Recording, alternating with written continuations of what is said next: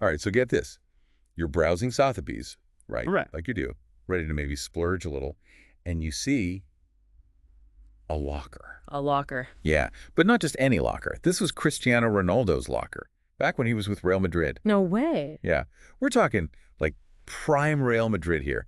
Yeah. Santiago Bernabéu Stadium, the whole shebang. So they're auctioning off his locker. Well, actually, 24 lockers Yeah. from that era. And it got me thinking, who buys a locker? It's a good question. But, I mean, these aren't just any lockers. We're talking about lockers used by, like, Beckham, Zidane, Ramos, Figo. From 2002 to 2022. It's like a Hall of Fame roster right there in that locker room. Yeah, a whole locker room of legends. But still, the starting bid is £10,000 For a locker. per locker. That's like over $12,500. Mm. Is a hunk of metal with some hooks really worth that much? Well, think about it. I mean, yeah, it's a locker, but it's also a piece of history, you know? I guess. Imagine, right, all the conversations that happened around those lockers, the strategies, the pregame rituals. It's like a glimpse behind the curtain of a legendary team. Okay, that's actually pretty cool. But why are these lockers worth so much? It seems like more than just, famous people touch this. Hmm? Has Sotheby's done sports memorabilia before? Oh, yeah, they have. Sotheby's is like the big leagues for auctions. So this isn't new for them. I mean, they've dabbled in sports stuff before, but these lockers, this is a whole new level. People want a connection to their heroes, Like, remember when Kobe Bryant's locker from the Staples Center went up for auction? Vaguely. How Yeah. much did that go for? $2.9 million. $3.9 million for a locker. People are willing to pay big bucks for a piece of history. But this Real Madrid auction, it's not just about the money. Oh, right. They're donating some of the money. Exactly. It's a collaboration with Pursuit 3 Marketing Group.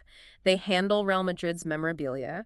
And a good chunk of what they make is going straight to the Real Madrid Foundation. Okay, that's awesome. So you're not just buying a piece of sports history. You're supporting a good cause, too. Right. It's a win-win. So how do they even decide how much something like that's worth? I mean, we're talking about millions of dollars. Like that Babe Ruth jersey that sold for, what was it, $24 million? $24 million, yeah. Crazy. The Babe Ruth jersey is definitely an outlier. It's not every day you see prices like that, but it shows you the potential for really unique sports memorabilia. Pricing these things is a whole science. You have to consider the historical significance, the player's popularity, how much demand there is. It's complicated. Yeah, I bet. What happens to these things after they're sold? Do they just, end up in someone's basement? Or do museums try to snag them?